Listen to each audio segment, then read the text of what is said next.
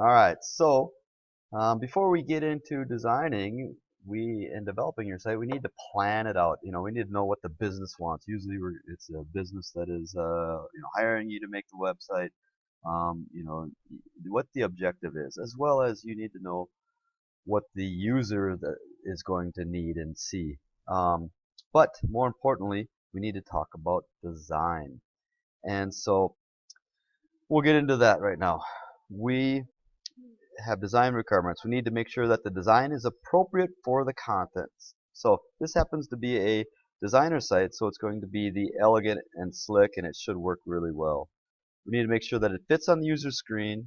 Again, part of those user requirements. We need to make sure it's the correct size. That's the important contents. Above the fold is what we call it, so you don't have to scroll down. And navigation should be easy. We need to differentiate between what's a link and what's text. You need to make sure that you keep that text legible as well. So taking this example here, we have this site and we can see that we really want to set it up for about 1024 pixels wide by 768 pixels high. So this is sort of the minimum for a desktop experience. We can go higher than that, but as of right now, roughly the percentage is about 12% to 14% or 16% of users' monitors are actually this size. So we're going to keep that in mind.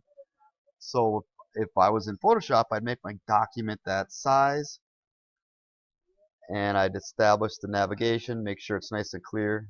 So up in that navigation bar, I am used to that as a user, and even beyond that, the copy is legible, easy to read, clear hierarchy. I can see the word create is the header there and some additional content below. The links are also different from the body copy as well. So that's how I want to set it up for a desktop. But going beyond that, we also have the URL for them to easily get to the website. So again, we're taking our business objectives and our technical requirements, user requirements, and design requirements, and really that enables us to create this design that would be uploaded. And again, this is just for a desktop user experience. And we can't forget about the mobile person though. We need to see how this works on a mobile device.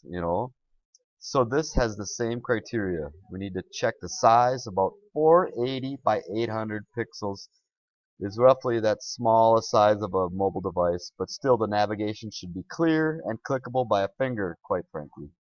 You need to make sure that copy is legible as well on a mobile device, considering there's going to be glare and different things as the person is using their device. Maybe outside or whatever the case may be, but still accessible from a URL. So those are all the things that we need to keep in mind as we start to design our site to ultimately make it a great experience for the end user.